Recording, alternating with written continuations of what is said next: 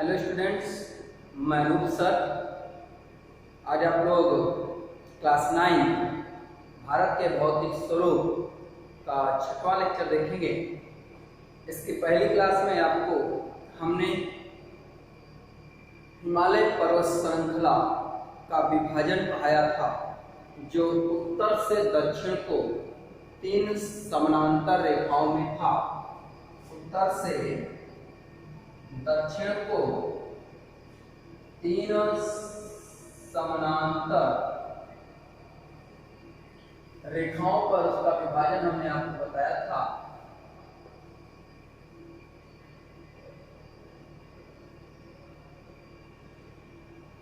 और उसमें हमने 3 भागों में बांटा था हिमालय को। उसमें हमने हिमालय को 3 भागों में बांटा था।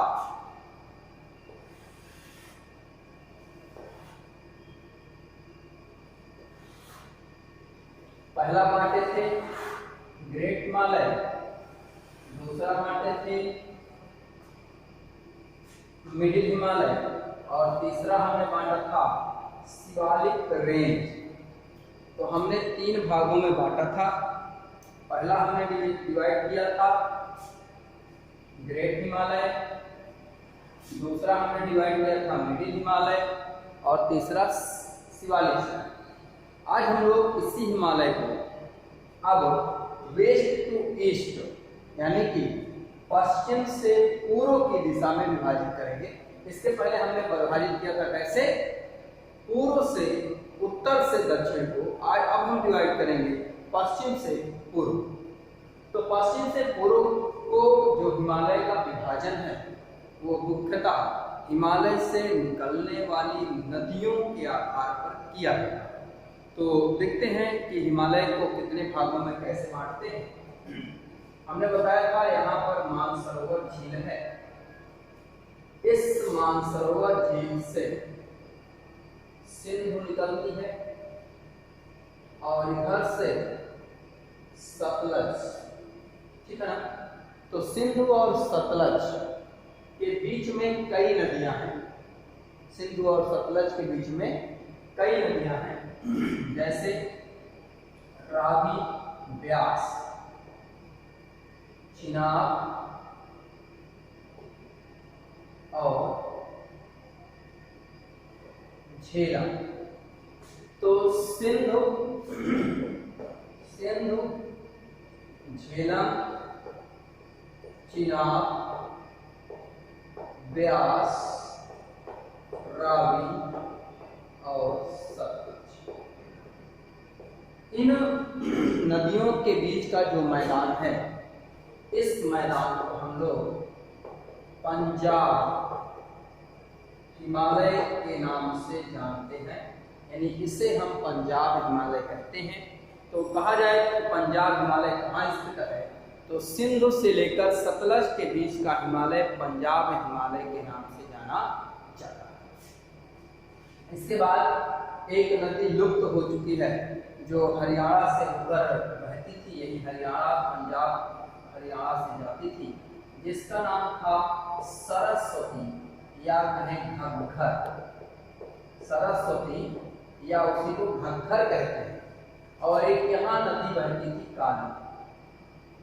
तो सरस्वती से काली के मध्य, सरस्वती से काली के मध्य जो मैदान है उसे हम लोग कुमायूं का हिमालय कहते हैं। उसे हम लोग कुमायूं का हिमालय कहते हैं। अब यहाँ ये तीस्ता नदी है, तीस्ता, ठीक है ना। तो काली से यहाँ पर काली नदी है, काली नदी से तीस्ता नदी के बीच का जो हिमालय है उसे हम लोग नेपाल हिमालय के नाम से जानते हैं। और तीस्ता के बाद यहाँ से ब्रह्मपुत्र जाती है, जो यहाँ मोड़ से ऐसे मोड़कर यहाँ प्रवाहित होती है।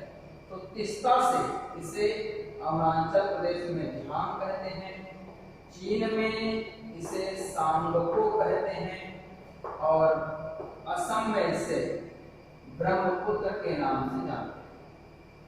तो ब्रह्मपुत्र नदी, तिस्ता से ब्रह्मपुत्र नदी के बीच का जो हिमालय है हम लोग उसे असम हिमालय के नाम से जानते हैं। यानी कुल मिलाकर हिमालय का हम पश्चिम से पूर्व का जो विभाजन करते हैं उसमें 4 भाग में बांटते हैं। पंजाब का हिमालय, कुमायूं का हिमालय, नेपाल हिमालय, असम हिमालय। पंजाब हिमालय सिंध से सतलज के बीच में, कुमायूं हिमालय सरस्वती या घग्गर से काली के बीच में, नेपाल हिमालय काली से तिस्ता के बीच में, और असम हिमालय तिस्ता से ब्रह्मपुत्र के बीच में स्थित है।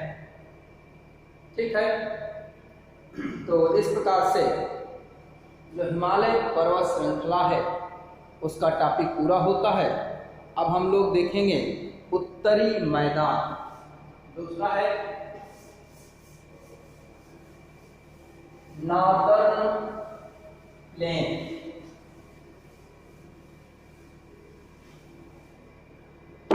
दूसरा टॉपिक है उत्तरी मैदान या नॉर्दर्न प्लेन।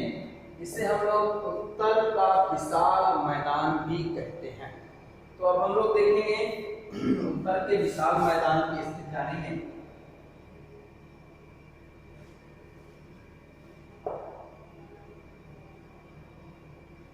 अभी जो हम बनाए थे उसी तरह पूरा बनाएंगे और उसके बाद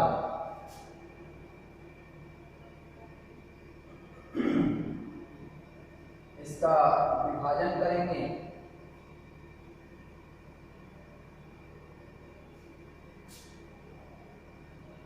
तो ये हमने अभी देखा है, यहां से ये आप ऊपर का जो भाग है इसे हम लोग क्या कहते हैं, हिमालय।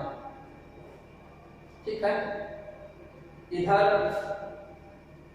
ये पार्ट है जिसे हमने 5वां भाग बताया था, यानी कि मरुस्थल। और यहां से ये एक मैदान है जिसे हम लोग क्या कहते हैं, उत्तर का विशाल मैदान। ये क्या है, उत्तर का विशाल मैदान। तो आपसे पूछा जाएगा कि उत्तर के विशाल मैदान की स्थिति क्या है, स्थिति बताना है। तो कैसे बताएंगे, उत्तर का विशाल मैदान हिमालय श्रृंखला के दक्षिण में उसके समानांतर, ठीक ना, उत्तर का विशाल मैदान या उत्तर का मैदान हिमालय पर्वत श्रृंखला के दक्षिण में उसके समानांतर सिंधु से लेकर, ठीक है ना, सिंधु से लेकर ब्रह्मपुत्र, सिंधु से लेकर ब्रह्मपुत्र नदी के मध्य स्थित है।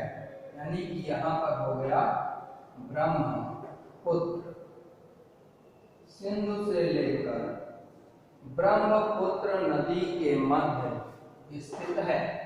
कोई दिक्कत, उत्तर का विशाल मैदान हिमालय पर्वत के श्रृंखला के दक्षिण में उसके समानांतर सिंधु से लेकर ब्रह्मपुत्र नदी के मध्य स्थित। दूसरा विस्तार। दूसरा टॉपिक क्या है, विस्तार पूछा जाए एग्जाम में। इसी तरह आपसे एक एक पॉइंट करके 6 पॉइंट पूछता है, तो अलग अलग एक एक पॉइंट पूछता है, तो उसी प्रकार से हम लोग पढ़ रहे हैं। विस्तार की बात करेंगे तो उत्तर का विशाल मैदान लगभग 2400 किलोमीटर लंबा, यानी कि इसकी जो लंबाई है, या कहें कि उत्तर का जो विशाल मैदान है उसकी जो लॉन्ग पॉइंट है वो 2400 किलोमीटर है, और इसकी चौड़ाई जो है वो 320 से 240, यानी कि इस भाग पे लगभग 320 किलोमीटर और यहाँ आते आते लगभग 240 किलोमीटर, यानी 320 से 240 किलोमीटर के मध्य बुक में हमेशा ऐसे लिखा होता है 240 से 320 किलोमीटर के मध्य में, पहले पूर्व फिर पश्चिम, ठीक है ना। अब तीसरा, निर्माण। इस मैदान का निर्माण कैसे हुआ? तो पहले तीसरी क्लास पे हमने शायद बताया है, तीसरी क्लास पे, कि एक पैंजिया था, पैंजिया से सभी विभाजित हुए थे, जिसमें गोंडवाना और अंगारा लैंड बने। गोंडवाना लैंड का पार्ट जब उत्तर की ओर खिसका तो यूरेशिया की प्लेट से टकराने के बाद यह नीचे की ओर धंस गया, तो यहाँ एक द्रोणी बन गई थी और यहाँ एक ऊंची श्रृंखला जिसे हम लोग हिमालय के नाम से जानते हैं, यहाँ पर हिमालय का निर्माण हुआ। यहाँ पर द्रोणी थी, खाई थी, इसमें जल भरा हुआ था। बाद में हिमालय से अनेकों नदियां निकलना शुरू हुई और उन नदियों द्वारा लाए गए अवसादों के जमाव के फलस्वरूप उत्तर का विशाल मैदान निर्मित किया गया। यानी निर्माण कैसे हुआ? उत्तर का विशाल मैदान हिमालय से निकलने वाली 3 महत्वपूर्ण नदी तंत्र, यानी जो 3 रिवर सिस्टम बताएंगे, 3 महत्वपूर्ण रिवर सिस्टम्स हैं, उनके माध्यम से।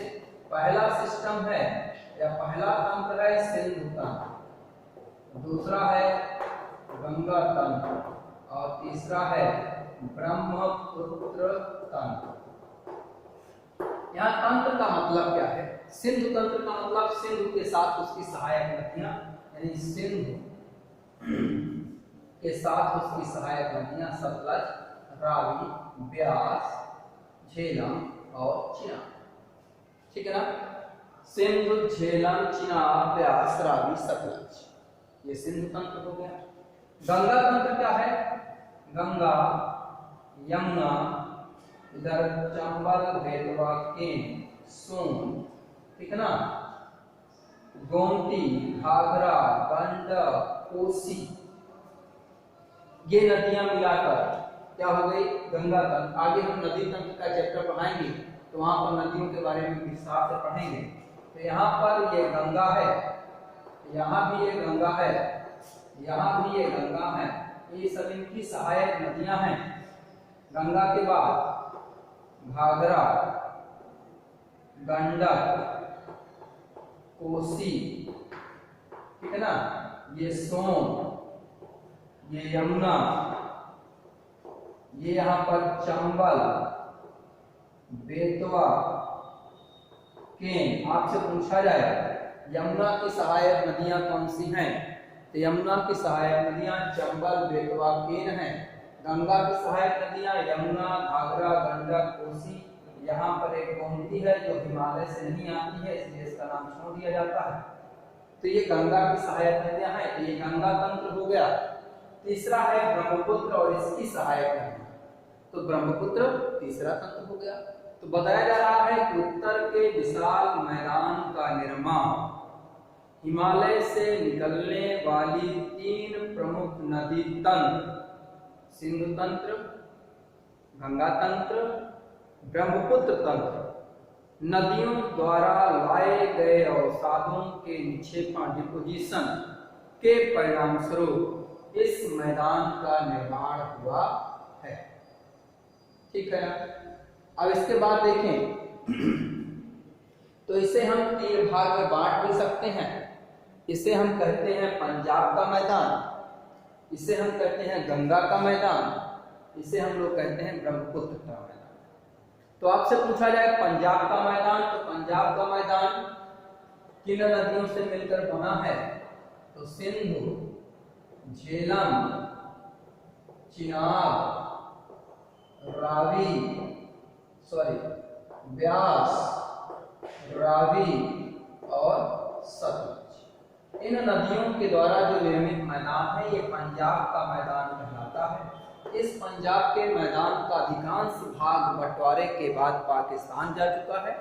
भारत के कुछ पंजाब भाग में इसका यह मैदान स्थित है। इस मैदान में अनेक द्वाब स्थित है। पंजाब के मैदान की बात कर रहे हैं तो द्वाब क्या होता है, इसका अर्थ कर दीजिए 2 घन आ। दो मतलब संख्या दो, आप मीन्स होता है पानी, यानी दो नदियों के मध्य का जो भाग है वो द्वाब कहलाता है। तो पंजाब के मैदान में अनेकों द्वाब तैयार होते हैं। कैसे? देखिए, सतलज रावी के बीच का द्वाब, रावी ब्यास के बीच का द्वाब, ब्यास और चिनाब के बीच में द्वाब, चिनाब झेलम के बीच का द्वाब और झेलम और सिंधु के बीच का द्वाब। तो यहाँ पर अनेकों द्वाब तैयार होते हैं। द्वाब का मतलब है दो नदियों के मध्य का भूभाग।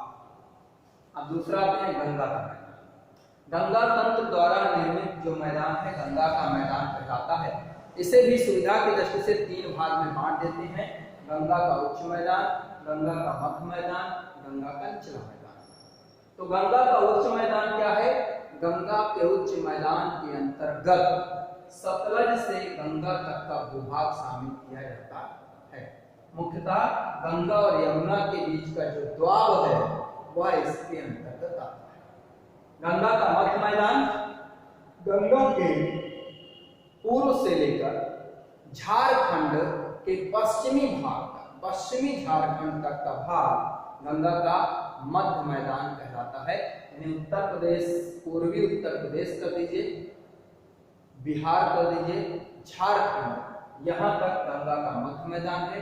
गंगा का निचला मैदान यानी पश्चिम बंगाल में जहाँ गंगा डेल्टा का निर्माण करती है वो गंगा का निचला मैदान कहलाता है। ठीक है। ब्रह्मपुत्र का मैदान, तो ब्रह्मपुत्र की बात करें तो यह एक द्रोणी से अंदर प्रवेश करता है। यह मैदान का निर्माण नहीं करता, असम में आकर यहाँ पर एक मैदान का निर्माण करता है जिसे ब्रह्मपुत्र के मैदान के नाम से जानते हैं। इसका अधिकांश भाग दलदला है, ठीक है ना। कुछ भाग उपजाऊ है जिसमें मुख्यतः चाय की खेती की जाती है। तो कुल मिलाकर ये है आपके उत्तर का विशाल मैदान। अब आगे देखते हैं, उत्तर के विशाल मैदान को बनावट के आधार पर, मिट्टी के बनावट के आधार पर इसे भी चार भागों में विभाजित करते हैं। चार भाग आपको समझना क्या क्या है, भाबर पढ़ाया गया है पहले, इसके पहले वाले वीडियो में तराई, खादर और बाबर, ये चार चीजें समझना है। भाबर हमने आपको बताया था कि यह जो मैदानी भाग है ये शिवालिक श्रेणी में स्थित है। तो हिमालय का जो निचला भाग है शिवालिक श्रेणी, जहाँ नदियों का जल पत्थर और कंकड़ के नीचे से गुजरता है, उसे भाबर कहते हैं। और भाबर के बाद जहाँ नदियों का जल फिर से निकलता है उसे हम तराई कहते हैं। तो वहाँ का जो मैदान है वो तराई का मैदान कहलाता है, जिन्हें द्वार और दून के नाम से जानते हैं। तो इन दोनों के बारे में उत्तर के विशाल, इन दोनों के बारे में आप शिवालिक श्रेणी, ग्रेट हिमालय में जो शिवालिक रेंज पढ़ाया गया है उस वीडियो पे जाके और अच्छे से देख सकते हैं। अब आगे देखते हैं खादर एंड बांगर। खादर क्या है? पुरानी जलोढ़ मिट्टी को खादर कहते हैं। नवीन जलोढ़ मिट्टी, नवीन जलोढ़ मिट्टी को हम लोग खादर कहते हैं और पुरानी जलोढ़ मिट्टी को हम लोग बांगर कहते हैं। तो नवीन का मतलब क्या है? खादर नवीन जलोढ़ मिट्टी का मतलब है जहां नदियों के द्वारा बाढ़ लाई जाती है और बाढ़ के बाद एक मिट्टी की नई लेयर बिछाई जाती है। जब आप देखिए कभी बाढ़ आती है, ठीक है ना, नदी की जब वो वापस जाती है तो मिट्टी की एक परत बिछ जाती है जो ऐसे लहरदार होती है, ऐसे ऐसे बनी होती है, तो उसे ही हम, उस मिट्टी को हम लोग खादर कहते हैं। और ऐसा भाग जो एक ऊंचा टीले के रूप में स्थापित हो चुका है, जहां पर नदियां का बाढ़ अब नहीं जाता है, वो सभी भाग पुराना जलोढ़ है और उसे हम लोग बांगर कहते हैं। और जो नवीन जलोढ़ है जहां नदियों का बाढ़ का जल साल दो साल में आता जाता रहता है, उसे हम लोग खादर कहते हैं। तो इस प्रकार से चार भाग बांट दिया गया। भाबर, जहां ऐसा पथरीला कथरीला क्षेत्र जहां नदियों का जल नीचे से गुजरे। तराई, जहां भाबर के बाद नदियां बाहर निकलती हैं और मैदान का निर्माण करती हैं।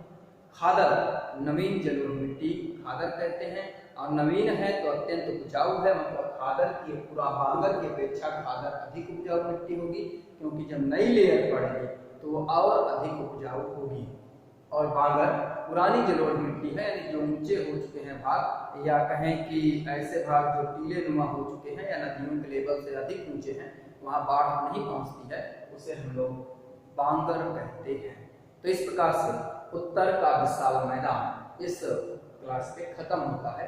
नेक्स्ट क्लास पे आप दक्षिण का प्रायद्वीपीय पठार पढ़ेंगे, यानी साउथ पेनिनसुला।